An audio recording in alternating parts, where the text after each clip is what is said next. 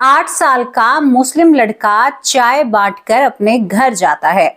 बात उस समय की कर रही हूं जब यहाँ पर मुगल काल और ब्रिटिश हुकूमत दोनों एक साथ एक दूसरे से जंग लड़ रहे थे और बीच में थे हम हिंदुस्तानी। यहाँ पर एक मुस्लिम लड़का होता है जिसकी उम्र केवल 8 साल होती है। अब यहाँ पर वो एक पति पत्नी को देखता है। पति पत्नी को देखकर वो अपने घर जाता है। घर जाकर अपनी अम्मी के पास बैठता है। कहता है कि अम्मी, मैं पूरे काम को कर आया हूं, लेकिन आपसे एक बात साझा करनी है। अम्मी कहती है, मेरे लाल तू छोटा सा है, क्या बात साझा करनी है? तो यहाँ पर 8 साल का लड़का कहता है कि अम्मी, मैंने आज एक इंसान को देखा। उसने जो बांस नहीं होता है, बांस को बड़ी सुंदर आकृति दे रखी थी, उसमें सुराख भी थे और उसमें बजाने जैसा कुछ था। और उसके साइड में जो उसकी दुल्हनिया थी ना, जो उसकी दुल्हन थी यानी दुल्हन थी, ये वर्ड इतना खूबसूरत उसने बोला, कहा कि अम्मी, आप उनकी खूबसूरती को कभी भी ये नहीं कह सकती कि ये खूबसूरत नहीं है। अरे जिसकी इतनी प्यारी दुल्हनिया हो उससे घमंड क्यों नहीं करना चाहिए? अम्मी, जब मेरी बारी आएगी ना दुल्हन लाने की, तो मेरे लिए भी ऐसी ही दुल्हनिया लेकर आना। यहाँ पर ये मुस्लिम लड़का जब इन सारी जानकारियों को अपनी माँ के सामने रखता है तो उसकी माँ एक तमाचा उसको खींच कर लगाती है। कहती है, यहाँ पर आए हैं, चाय बेचने का काम है, अपने घर गृहस्थी को चला रहे हैं, अल्लाह ताला से संपर्क रखो।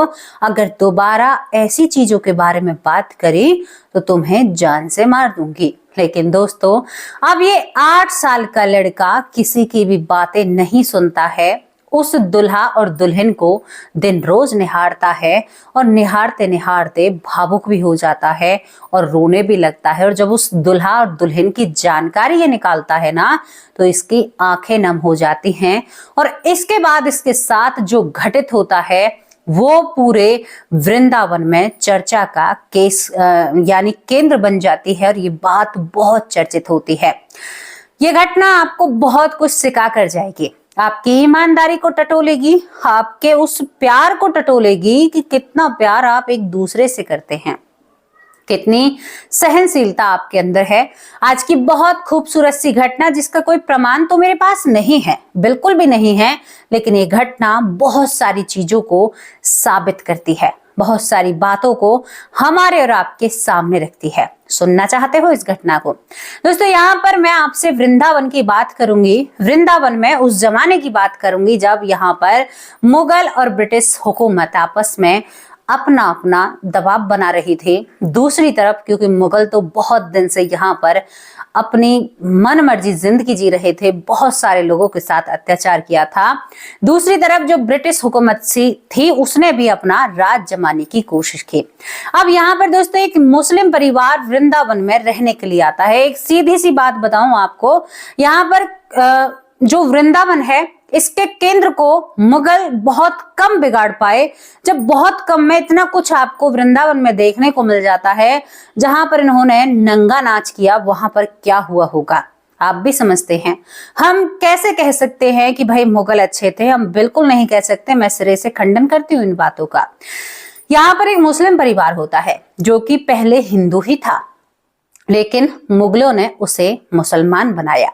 जब वो मुस्लिम बन जाता है तो ये 8 साल का बालक जो अपने मुस्लिम परिवार से पैदा हुआ था, यहाँ पर ये लोग ऐसा ही देश हो रहा था, पता नहीं किसकी चल रही थी किसकी नहीं चल रही थी। सब केवल अपना बखत या टाइम फोड़ रहे थे। जिस तरह से अब कानून है, जो कर रहा है ठीक है, आम इंसान तो अपनी रोटी और कपड़ा में ही पूरा दिन निकालता है। इसी तरह से यहाँ पर जो 8 साल का लड़का मुस्लिम लड़का होता है, इसके माँ बाप वृंदावन में चाय बनाते हैं। उस जमाने में भाई मंदिरों में कम हिंदुओं को जाने दिया जाता था। वहां पर पट हमेशा खुले रहा करते थे। वहां पर महंत भी थे जो भगवान श्री कृष्ण और लाडली जी की बहुत सेवा किया करते थे। दोस्तों, ये सारी चीजें चलती हैं। अब ये जो लड़का है, आते ही इसका काम था कि मंदिर का जो गलियारा है वहां पर ये चाय का काम करते हैं। यानी मुस्लिम थे, हिंदुओं के लिए या यहाँ पर जो भी यात्रीगण थे या जो भी आया करते थे उनको चाय बेचने का काम करते हैं। शुरू के दिन पिता बैठता है, दूसरे दिन पिता बैठता है, तीसरे दिन इस 8 साल के लड़के को भेज दिया जाता है। ये 8 साल का लड़का जैसे ही अपनी चाय की टपरी, यानी एक आम सी छोटी सी एक जो पटरी नहीं होती है जो घरों में लगती है, पथरिया बोलते हैं शायद उसे, तो यहाँ पर उस पर रखा था कुछ सामान, वहीं पर चाय बनाते थे। लेकिन जब दूर दूर से यात्री आते हैं तो उस चाय को पीकर वो बड़े आनंदित हुआ करते थे। अब ये पहले दिन जाता है, इसकी माँ ने इसको बहुत अच्छे से चाय बनानी सिखाई थी। अब ये वहां पर जब जाता है तो इसकी दृष्टि, जैसे पट नहीं खुले होते हैं, दूर से ही लाडली जी और श्री कृष्ण भगवान के ऊपर पड़ती है। अब श्री कृष्ण भगवान बांस की बसुरिया हाथ में, लाडली जी बड़ी खूबसूरत लग रही हैं उनके पास बैठी हुई।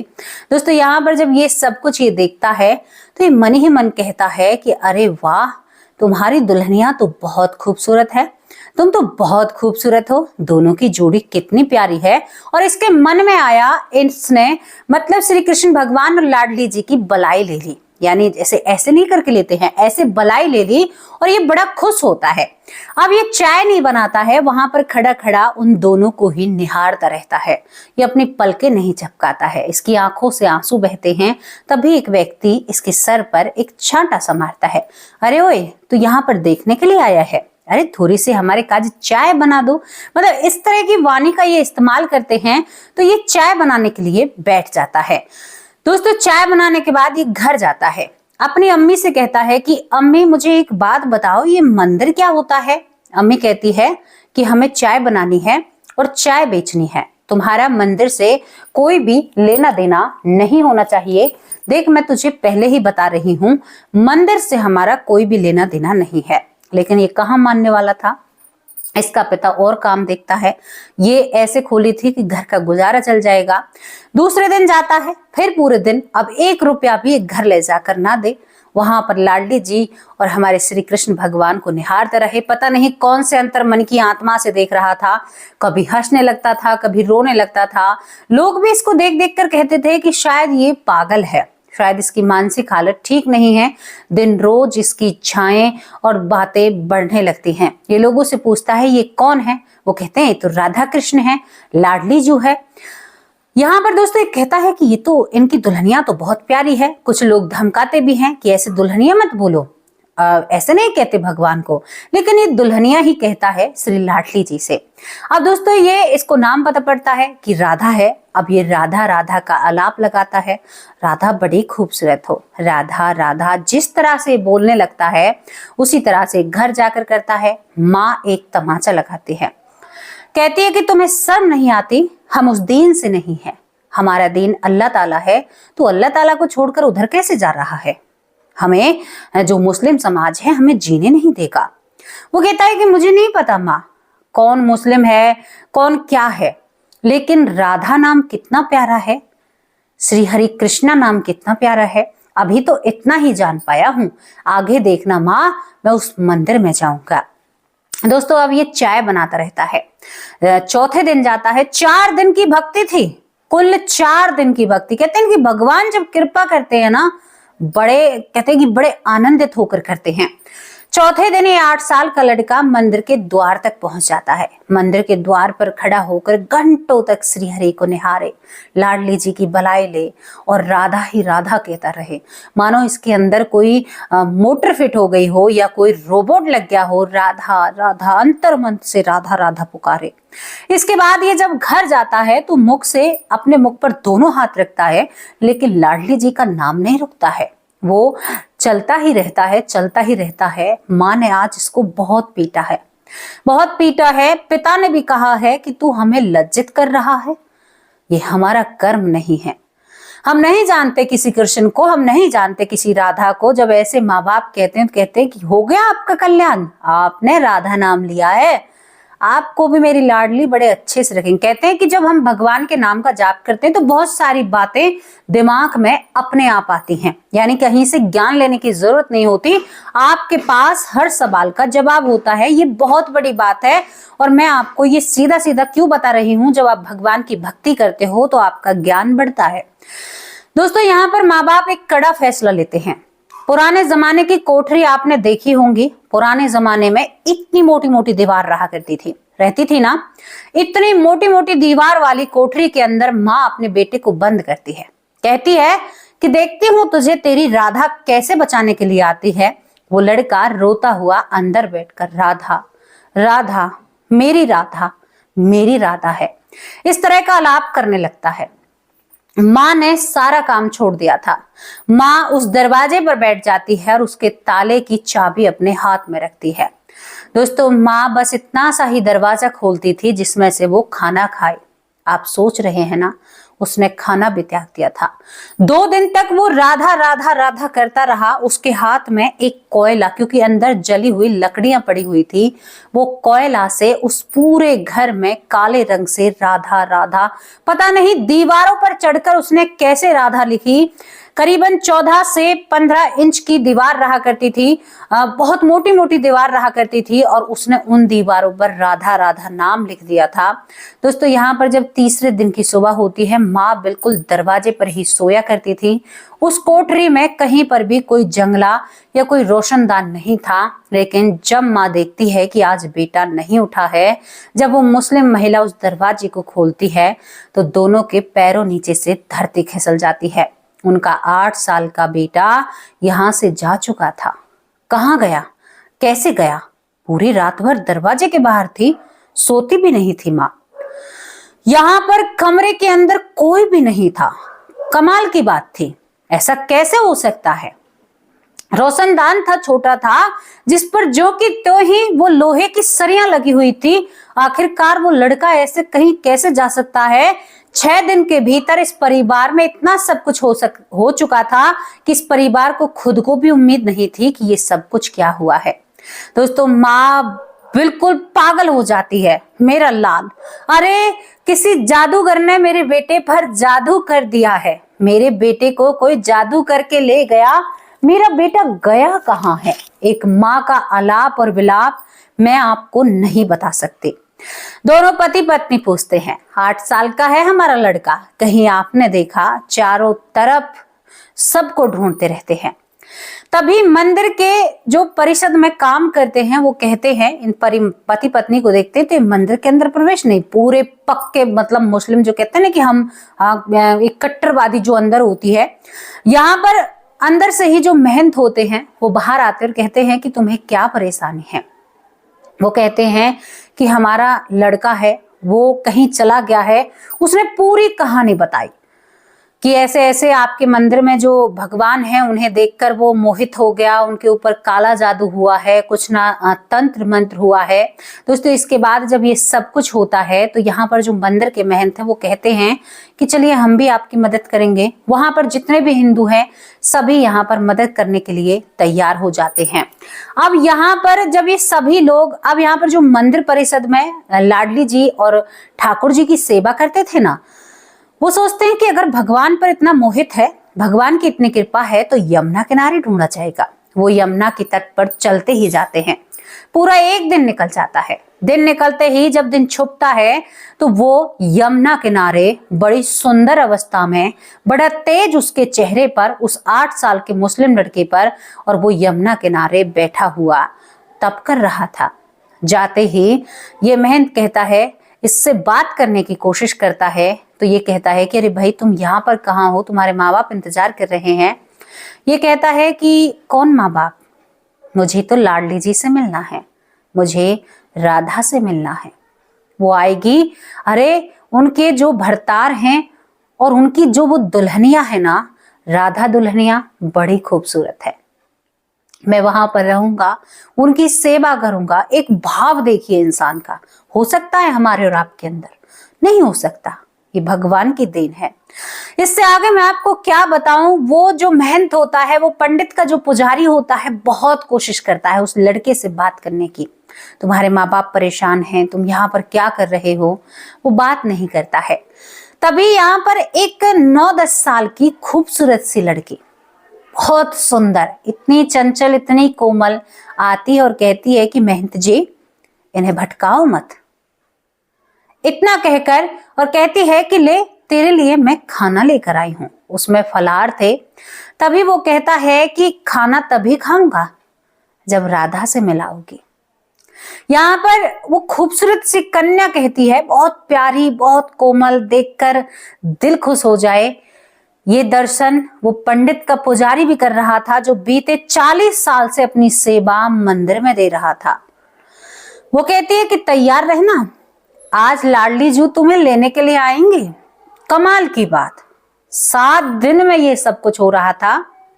वो भाग के मतलब उन फलों को ग्रहण करने लगता है, खाने लगता है। अब महंत जी ये सोचे क्या सच में ही लाडली जी लेने आएंगे? ऐसा हो सकता है? मैं नहीं मानता। रात होती है, रात होते ही इतनी सखियों के साथ लाडली जू आती हैं मानो चारों तरफ रात को दिन निकल आया हो। इतनी चमक और महंत वहां पर बैठा हुआ था। तभी लाडली जी कहती हैं कि पुत्र चलो अब तुम्हें यहां से चलना है। इतने शब्द उस 8 साल के लड़के से किए जाते हैं और महंत सो रहा था। वो सो रहा था इस इंतजार में कि मैं देखूंगा। जब उसे आंखों पर सोते हुए कभी कभी आंखें बंद होती हैं तो एकदम लट्टू के सामने तो हमें एहसास हो जाता है बिना पलके खोले ही कि सामने कोई रोशनी है। होता है नहीं होता? आप अभी अपनी आंखें बंद करके देखिए तो महंत एकदम फड़फड़ा कर उठता है, क्योंकि उसे उस मुस्लिम परिवार की मदद करनी थी। लेकिन जो ही वो पलटन को देखता है, हमारी लाडली जी सरकार की जो इतनी बड़ी पलटन थी, वो देखकर मौन हो जाता है। देखता है कि लाडली जी उसे अपने साथ अपने विमान में लेने के लिए आई हैं। ये बहुत बड़ी बात हो जाती है। 7 दिन की भक्ति लाडली जी ने स्वीकार करी, चरणों का दास बनाया उन्हें। लाडली जी जिन पर कृपा करती है ना, वो निहाल हो जाते हैं। लाडली जी उन्हें अपने पास में बिठाने की कोशिश करती हैं, कहती है कि तू तो मेरा लाल है, तू मेरा भक्त है, तुमने मुझे हृदय से पुकारा है। इन सारी बातों को वो महंत सुनता है। वो पीछे पीछे भागता है। लाडली मेरे ऊपर भी कृपा कर दो, मुझसे क्या गलती हुई है जो मेरे ऊपर ये कृपा नहीं है? आप कहाँ जा रही हैं? लाडली जी थोड़ी सी इठलाती हैं और जैसे ही मुड़कर देखती हैं, दोनों हाथों से आशीर्वाद देती हैं उस महंत को। और दोस्तों वहां से लाडली जी यमुना के रास्ते उस बच्चे को ले जाती हैं। आज तक कहते हैं कि वो किसी को भी नहीं मिला।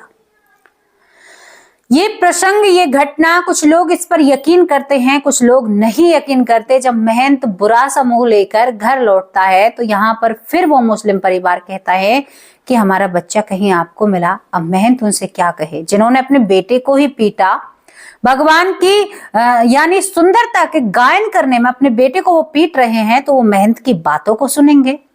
दोस्तों यहाँ पर पति पत्नी 2 दिन तक बस अपने बच्चे को ढूंढते हैं और उसके बाद वो अपने 4 अन्य और बच्चों के साथ इस वृंदावन धाम को ही छोड़ देते हैं। अब आप सोच कर देखिए, क्या लाडली जी उन पर कृपा नहीं कर रही थी? वृंदावन बुलाया काम काज की और वहीं पर चाय की वो लगी जहां पर श्री साक्षात खुद विराजमान है, और वहीं से वो चले जाते हैं। ये कोई कर्म था उनका, वो भी मुस्लिम परिवार में होते हुए। एक और खास बात थी उस लड़के की, उसने कभी भी मांसाहार को हाथ नहीं लगाया था, कभी भी। वो मुस्लिम परिवार में भले ही था, तभी तो माँ बाप ने पीटा था कि तू हमेशा, और वो पहले से ही वृंदावन वृंदावन धाम गाया करता था। शायद उसके मन के विचारों को कम करने के लिए परिवार लेकर आया था। लेकिन जब देखते हैं ना, उस कुटिया का नजारा देखते हैं तो काले कोयले से राधा राधा वहां पर लिखी हुई थी, जबकि वो पढ़ा लिखा नहीं था, बिल्कुल भी पढ़ा लिखा नहीं था। अब आप सोच कर देखिए, इस घटना को बहुत सारे लोग बताते हैं कि स्कूल की बस आ रही थी तब वो मंदिर को देख रहा था, या कोई कहते हैं कि वो पढ़ने जा रहा था। लेकिन ये अंग्रेजों के और मुगलों के काल की बात है और ये घटना लाखों दिलों पर राज करती है। ये सोचने पर मजबूर कर देती है कि जब जब आप लाडली जी की छत्र छाया में जाओगे ना, तो आपका कोई बाल विवाह का नहीं कर सकता। जो एक जीव आत्मा को चाहिए था वो इस लड़के को 7 दिन में मिल चुका था। ऋषि मुनियों में घुन लग जाता है जब वो पर्वतों पर, बर्फ के अंदर, गुफाओं के अंदर तपस्या करते हैं, घोर तपस्या करते हैं, और उनको तब तक भी वो कुछ नहीं मिलता नहीं है। और एक चंचल मन, एक कहते हैं कि निष्पाप मन जो कोमल है, 7 दिन में काम हो गया। तो कहती हूँ ना, भगवान को याद करो, भगवान की लय में बहने की कोशिश करो। अभी हमने कल एक इंटरव्यू दिया, उस इंटरव्यू में हमसे यही कहा गया कि सबका एक लक्ष्य है कि भगवान के पास जाना, फिर वहां से कहां जाना है। ऐसे तो आपका कहीं अंत नहीं होगा, कहीं भी अंत नहीं होगा। लेकिन आप जहां पर जाने की बात कर रहे हो, अपने घर में आप पूरे दिन पूरी दुनिया में कहीं भी घूम कर आ जाना, लेकिन जो सुकून, जो शांति आपको अपने बिस्तर पर मिलेगी, मैं गारंटी के साथ कहती हूँ, आप किसी लग्जरी होटल में चले जाना, आप करोड़ों रुपए खर्च करना, जो आपको आपकी चारपाई पर सुकून मिलेगा ना, जो शांति मिलेगी, वो आपको 5 स्टार होटल में नहीं मिलेगी। ये मैं दावे के साथ कह रही हूँ, मैं अपने मन की बातें बता रही हूँ। तो वो ठाकुर जी का हमारा घर है, वहां पर जाने के बाद हमें कहाँ जाना है? कहीं नहीं जाना, वहीं पर रहना है, वो हमारा बसेरा है। तो दोस्तों, ये बहुत प्यारी सी घटना है, इसके साक्ष्य मेरे पास नहीं है, मैं नहीं कह सकती कि सत्य है झूठ है, लेकिन एक बात जरूर कह सकती हूँ, इससे बहुत कुछ सीखने को मिलता है। इससे दिल को वो सुकून मिलता है जिस सुकून के लिए इंसान दर बदर भटकता है। निष्पाप भक्ति करो, किसी की निंदा मत करो। कैसी लगी आप लोगों को स्टोरी? अपनी राय कमेंट बॉक्स में लिखकर भेजना। आज जो अंत है हम करेंगे जय श्री राधे। राधे राधे। खुश रहिए, स्वस्थ रहिए, मस्त रहिए, अपने जीवन को आनंद में बनाइए। शाम को हाजिर होंगे एक सच्ची अच्छी स्टोरी के साथ। तब तक के लिए नमस्कार, जय हिंद, जय भारत।